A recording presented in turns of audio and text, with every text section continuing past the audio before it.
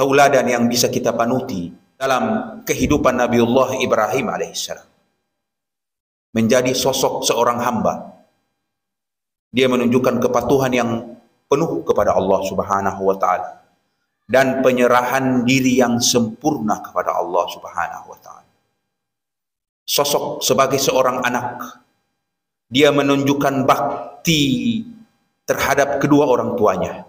Walaupun dia dapati kedua orang tuanya tidak beriman kepada Allah Subhanahu wa taala. Dan sosok sebagai seorang ayah, dia menghormati pendapat anaknya. Dia memposisikan pemikiran anaknya sebagai orang yang dewasa. Dia tidak memaksakan kehendaknya, serta dia sangat risau berfikir bagaimana kebaikan-kebaikan yang Allah anugerahkan kepadanya. Alhamdulillahi rabbil alamin wal aqibatu lil muttaqin wala udwana illa 'alal zalimin. Wa asyhadu an la ilaha illallah wahdahu la syarika la lahul mulku wa lahul hamdu wa huwa ala kulli syai'in qadir. Wa asyhadu anna nabiyyana Muhammadan abduhu wa rasuluhu ar-rahmatul muhdad wan ni'matul musdad was sirajul munir. Allahumma salli wa sallim wa barik ala sayyidina Muhammadin wa ala alihi wa ashabihi ajmain. Amma ba'du fa ya ibadallah usikum wa nafsi bitaqwallah. Hadirin sidang Jumat yang berbahagia. Marilah kita senantiasa meningkatkan ketakwaan kita kepada Allah Subhanahu wa taala. Allah Subhanahu wa taala telah berfirman, A'udzu billahi minasyaitonir rajim. Wadhkur fil kitabi Ibrahim innahu kana siddiqan nabiyya. Dan ingatkanlah ke mereka, ya Muhammad, tentang Ibrahim. Sungguh dia adalah seorang siddiq dan nabi. Allah Subhanahu wa taala memerintahkan nabi kita agar supaya mengingatkan umatnya tentang Nabiullah Ibrahim alaihissalam. Karena dia adalah sosok yang difiguri dan disuruh oleh Allah Subhanahu wa taala kepada nabi kita untuk mentauladaninya. Allah Subhanahu wa taala di ayat lain juga telah berfirman, qad kana lakum uswatun hasanatun fi Ibrahim wal ladina ma'ah. Sungguh bagi kalian itu ada uswah, ada tauladan yang baik dalam kepribadian Ibrahim beserta orang-orang yang bersamanya. Nabiullah Ibrahim satu-satunya nabi yang disepakati oleh ahlul kitab dan dicintai serta diharap agar ajaran mereka seiring dan sesuai dengan ajaran Ibrahim alaihissalam. Beliau adalah bapaknya para nabi. Turunan-turunannya diberkahi oleh Allah Subhanahu wa taala dan dijadikan nabi oleh Allah Subhanahu wa taala.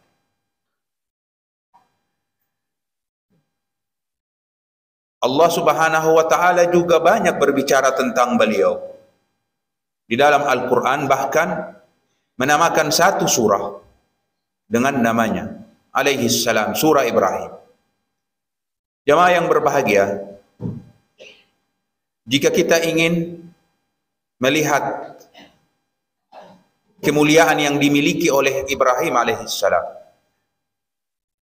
sehingga Allah Subhanahu wa taala telah mengangkatnya sebagai kekasih. Wattakhadallahu Ibrahim khalila. Maka kita akan melihat sisi-sisi kemanusiaan yang sempurna. Pertama, sebagai sosok hamba.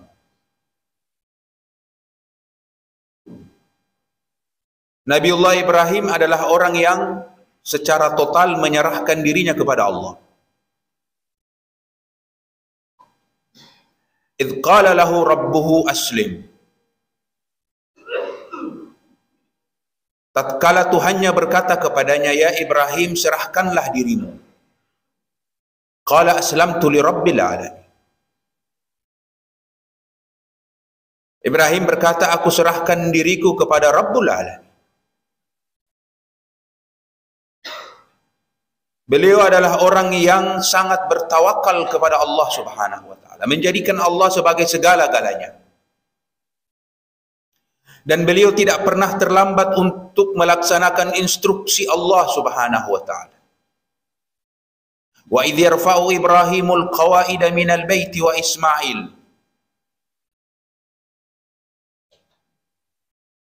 Allah Subhanahu wa taala mengingatkan, wa idh ibtala Ibrahim rabbuhu bikalimatin fa atammahun. Dan ingatlah tatkala Tuhannya Ibrahim telah berkata kepadanya, telah menginstruksikan kepadanya kalimat-kalimat. Maka dia Ibrahim menyempurnakannya. Jadi tidaklah Nabiullah Ibrahim di hadapan perintah dan larangan Allah Subhanahu wa taala kecuali dia tunjukkan kepatuhan yang penuh kepada Allah Subhanahu wa taala. Dia tidak pernah terlambat untuk melaksanakan perintah dan larangan Allah Subhanahu wa taala. Hamba yang sempurna. Hamba yang tercinta. Kemudian hadirin yang berbahagia, Nabiullah Ibrahim juga telah mengajarkan kita bagaimana menjadi seorang anak yang baik.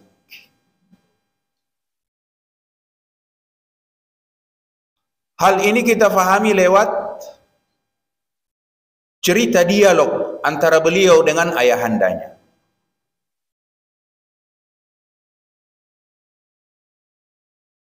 Idh qala Ibrahimu Rabbi, di saat Allah Subhanahu wa taala berfirman, ya abati lima ta'budu ma la yasma'u wa la yubsiru wa la yughni anka syai'a. Wahai ayahanda, mengapa engkau menyembah berhala-berhala yang tidak bisa mendengar dan tidak bisa melihat serta menolongmu? Ya abati inni qad ja'ani minal ilmi ma lam ya'tik fattabi'ni ahdika siratan sawiyya. Wahai ayahanda, ikutilah aku. Sesungguhnya aku telah mendapatkan petunjuk dari Allah Subhanahu wa taala. Maka aku akan menggiringmu, membawamu kepada jalan Allah yang lurus. Ya abati la ta'budi syaitan, wahai ayahanda janganlah engkau menyembah syaitan. Dialog yang mesra antara seorang anak dan orang tua. Nabiullah Ibrahim memahami kesesatan orang tua, tetapi beliau senantiasa memanggil orang tuanya dengan panggilan-panggilan yang sejuk, panggilan-panggilan yang lembut, mengharap agar supaya Allah Subhanahu wa taala menganugerahkannya petunjuk. Tetapi sang ayah menolak atas petunjuk tersebut. Qala aragibun anta an alihati ya Ibrahim, fa illam tantahi la arjumannaka fahjurni maliya. Ayahanda mengancam, jika engkau tidak meninggalkan aku ya Ibrahim, maka aku akan merajammu. Oleh karenanya itu jauhilah aku. Qala salamun alaik. Sang anak berkata, kesejahteraan untuk. Ini dialog yang diceritakan oleh Allah. Penuh kehangatan, kasih sayang. Ada kerisauan yang dalam terhadap ayahanda. Anak yang berbakti. Barru aba'akum tabarrukum abana'akum. Baktilah kalian terhadap orang tua kalian, niscaya anak-anak kalian akan berbakti ke kalian. Dan tatkala kita dapati Nabiullah Ibrahim menjadi sosok ayah, dia sangat menghormati juga anaknya. Ya gulam, ya bunayya inni ara fil manami anni azbahuka. Wahai anakku, sesungguhnya aku melihat di dalam mimpiku aku menyembelihmu. Fanzur madza tara. Apa pendapat? Mimpi para nabi adalah wahyu. Allah mewahyukan kepadanya agar supaya mengeksekusi anaknya. Tetapi Ibrahim alaihissalam ingin mendengar pendapat sang anak.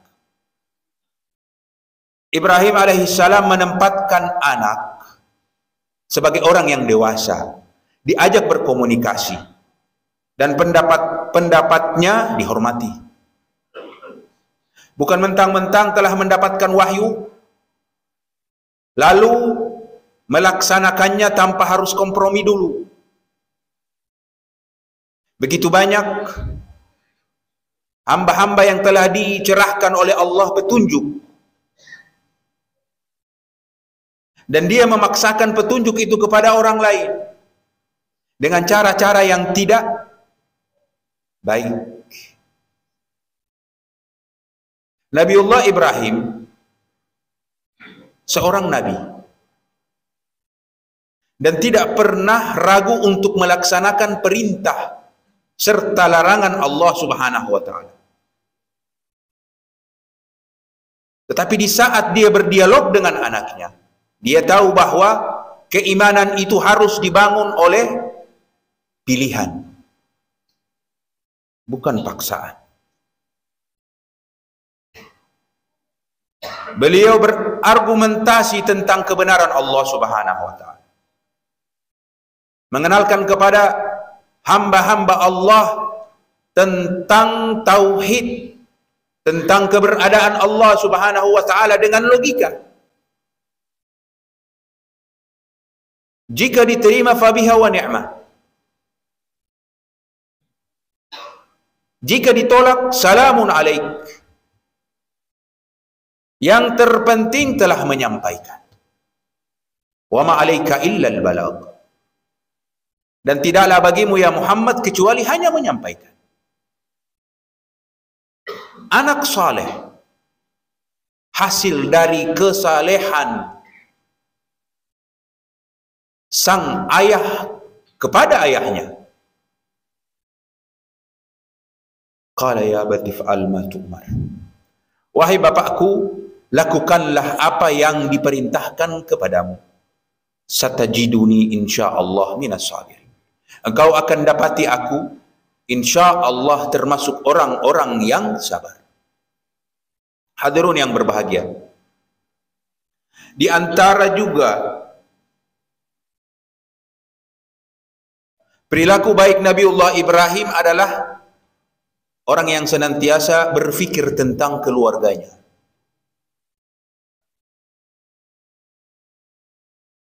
Inni ja'iluka linnasi imama. Di saat Allah memilihnya menjadi seorang imam kepada manusia, dia teringat keluarganya. Qala wa min dzurriyyati. Ya Allah, jadikanlah juga itu kepada keluarga. Wa idh yarfa'u Ibrahimul qawaida minal baiti wa Ismail. Dan ingatlah tatkala Ibrahim telah membangun fondasi Baitullah beserta Ismail. Dia memilih Ismail untuk ikut serta di dalam pembangunan Baitullah. Dia tidak memilih yang lain. Hadirin yang berbahagia,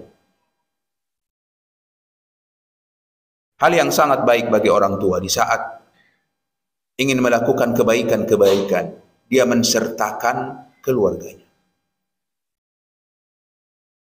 anak-anaknya. Dia tidak egois, tetapi berfikir bagaimana hidayah-hidayah tersebut juga dianugerahkan kepada keluarganya. Inna Allah astafa Adama wa Nuha wa ala Ibrahim wa ala Imran ala alamin. Sesungguhnya Allah telah memilih Adam dan Nuh serta keluarga Ibrahim dan keluarga Imran atas manusia yang ada di alam semesta. Ada 4 nabi yang disebutkan di dalam ayat. 2 nabi tanpa penyebutan keluarga, serta 2-nya lagi beserta keluarga. Ibrahim dan Imran adalah nabi yang disebutkan keluarganya, karena memang mereka berfikir tentang keluarga mereka. Mereka risau dan mereka mengharapkan agar supaya kebaikan-kebaikan yang Allah berikan ke mereka juga Allah anugerahkan untuk keluarga mereka. Inilah hadirin yang berbahagia, di antara tauladan yang bisa kita panuti dalam kehidupan Nabiullah Ibrahim alaihissalam, menjadi sosok seorang hamba. Dia menunjukkan kepatuhan yang penuh kepada Allah Subhanahu wa taala dan penyerahan diri yang sempurna kepada Allah Subhanahu wa taala. Sosok sebagai seorang anak, dia menunjukkan bakti terhadap kedua orang tuanya, walaupun dia dapati kedua orang tuanya tidak beriman kepada Allah Subhanahu wa taala. Dan sosok sebagai seorang ayah, dia menghormati pendapat anaknya. Dia memposisikan pemikiran anaknya sebagai orang yang dewasa. Dia tidak memaksakan kehendaknya, serta dia sangat risau berfikir bagaimana kebaikan-kebaikan yang Allah anugerahkan kepadanya juga diwariskan kepada keluarganya. Aqulu qawli hadza wa astaghfirullah li wa lakum.